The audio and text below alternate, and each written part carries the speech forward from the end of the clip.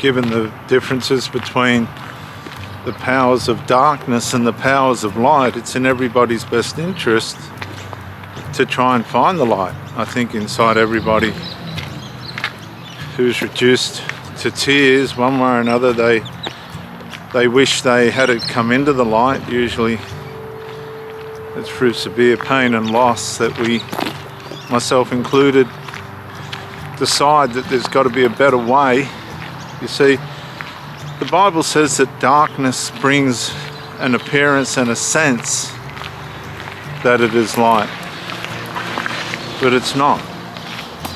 And as you enter into it, like with the first time you drink and the first time you take drugs and all the rest of it, it gives you a sense that life's better along that path. It gives you all the feelings and senses that life is better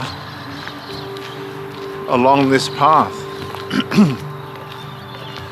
But then all of a sudden, like a bad electrical connection or something like that, things start to get blurry and things start to not add up. So we can put on the appearance that we believe we're on the right track and things are going to be okay and all the rest of it. This is the way to go. You get a temporary shot of light.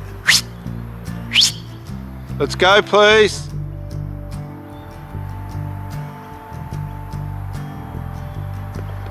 And it dissolves into dimness and darkness. So a temporary solution can't hold. It doesn't hold.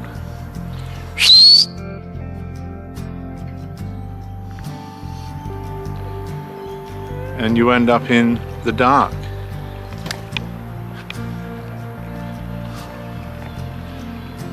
And like this dog, it's not listening to what it's told. Now, what's it up to? Let's see.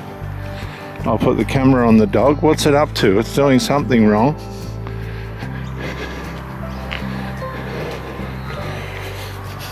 And I'm going to fix it.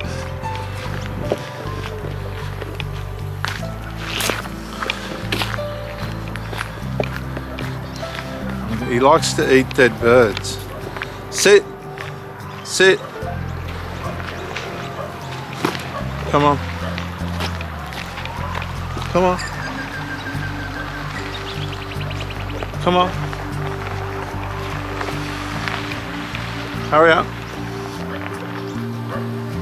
Come on, mate.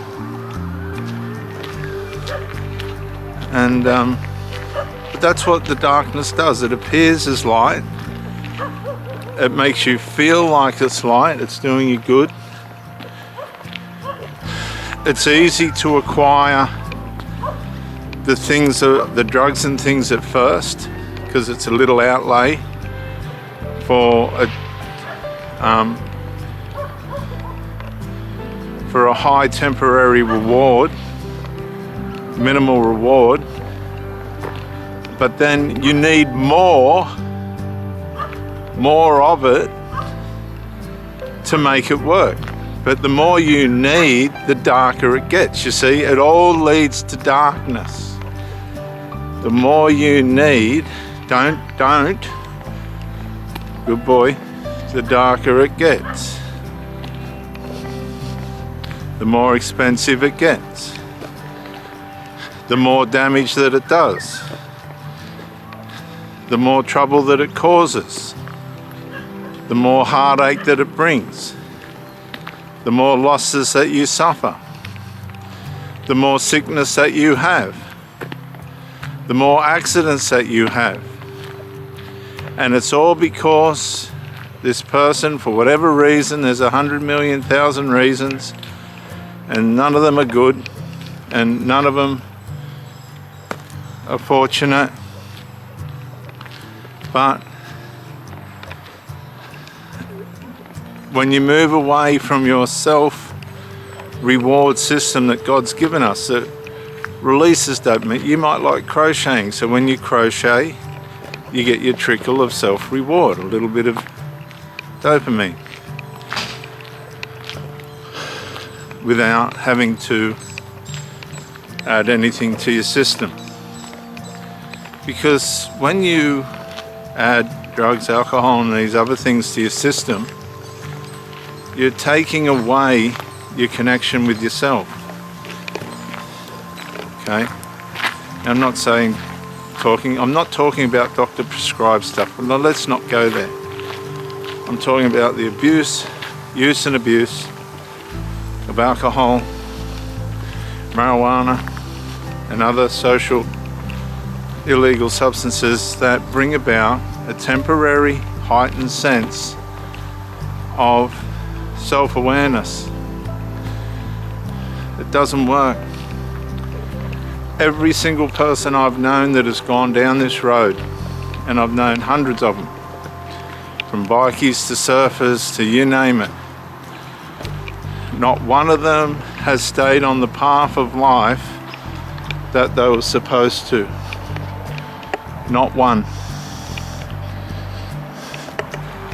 It's taken away the direction that they were supposed to go in. It's always ended up in sickness, sadness, separation, illness, accidents, loss of relationships, family, friends, intimate relationships, finances down the drain, enmeshment and trouble with children, narcissism and sinfulness throughout the family becomes generational.